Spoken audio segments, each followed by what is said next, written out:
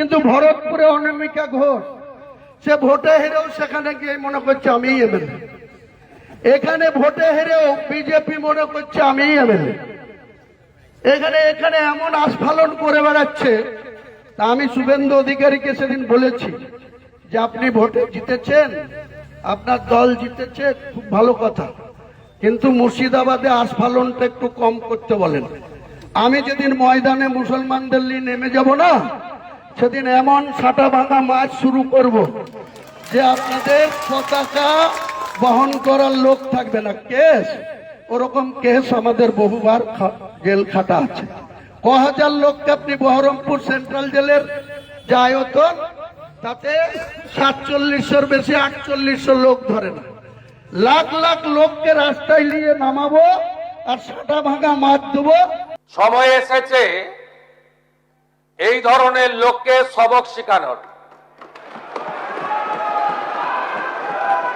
আপনাকে আমি পরিষ্কার বলছি, মমতা ব্যানার্জি মুখ্যমন্ত্রী নন। আপনি দুর্বল মুখ্যমন্ত্রী পেয়ে যা খুশি করেছেন, যা খুশি বলেছেন। আমি আপনাকে বলে গেলাম, আমরা দুটো এফআইআর স্টার্ট করেছি। Rejinagar PS case number 219/226, dated 26/6/2026, under section 152, 192, 196, 197, 224, 299, 351 within bracket 2, 352, 353 of the ভারতীয় ন্যায় সংহিতা। ইনসিডেন্ট নাম্বার 2 তেও আমরা শক্তিপুর পিএসএ 176/226-এ আরেকটা কেস ইস্যু করেছি। সেই কেসেও আমরা ভারতীয় ন্যায় সংহিতার সমস্ত সেকশন লাগিয়েছি। এবং আমি আপনাদেরকে অ্যাসিওর করছি, এত বড় ক্ষমতা আপনাকে কেউ দেয়নি। আপনি মুখে যেগুলো বলেছেন, আপনাকে আমি বলে গেলাম, আপনি কেন করছেন আমি জানি। আপনি কেন করছেন রাজনৈতিক কারণটা আমি জানি। আপনার এজেন্ডা 2 ছিল। 1 এজেন্ডা, ভরতপুর, রেজিনগর, নওদায় সব নির্বাচিত পঞ্চায়েত যে দলেরই হোক ভেঙে আপনার পার্টিতে নিয়ে যাওয়া। আপনি সেটা করতে পারছেন না। আর দ্বিতীয় হচ্ছে, আপনি 2টো সিটে জিতেছেন, নিয়ম মেনে একটাই রিজাইন করেছেন রেজিনগর। আগামী 2-3 মাসের মধ্যে উপনির্বাচন হবে, আপনি আপনার ছেলেকে জেতাতে চাইছেন। 72% মুসলিম আছে। মুসলিম ভোটকে কনসলিডেট করার জন্য আপনি এই খেলাটা খেলছেন।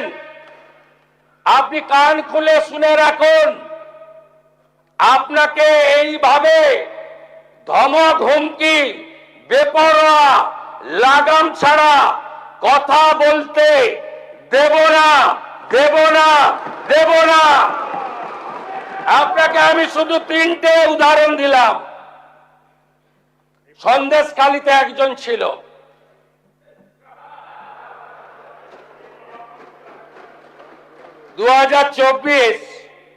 পয়লা জানুয়ারি বলেছিল তৎকালীন বিরোধী দলনেতা এলে তার হাত কেটে পায়ে, পা কেটে হাতে লাগাবে আর চামড়া ছাড়িয়ে মেদিনীপুরে পাঠিয়ে দেবে। ওর অবস্থা কি হয়েছে সবাই দেখেছে। একই টোন ছিল। আরেকটা জীবনতলার গুন্ডা ক্যানিং ভারত, ওর অবস্থাও কি হয়েছে দেখতে পাচ্ছে সবাই। আরেকটা পুষ্পা ঝুঁকে গায়ে নেই, এমন ঝোঁকা ঝুঁকেছে খালি পায়ে, ছোট প্যান্ট পরে, কান ধরে, উঠবস করতে করতে যাচ্ছে। আপনাকে আমি বলে গেলাম পুলিশ তার ব্যবস্থা নেবে, আর আমি এক সপ্তাহ পরে মুর্শিদাবাদে যাচ্ছি। আমি প্রমাণ করে দেব ভারতবর্ষের সংবিধান আইন শেষ কথা বলে, কোন বাপের আবাদ শেষ কথা বলে না। আপনাকে সংযত হওয়ার, সতর্ক হওয়ার, এই ধরনের কথা প্রত্যাহার করার এবং ভবিষ্যতে এই ধরনের কথা বলার আগে 25 বার ভাবার হুঁশিয়ারি দিয়ে আমি সবাইকে আশ্বস্ত করছি। আপনারা ভাবছেন কেস হয়েছে, অ্যাকশন কবে হবে?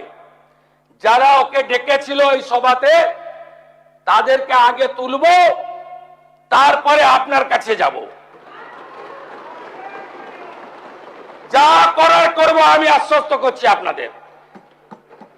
আপনি ধরে রাখুন, এটা ওর শেষ বক্তব্য, ধরে রাখতে পারেন।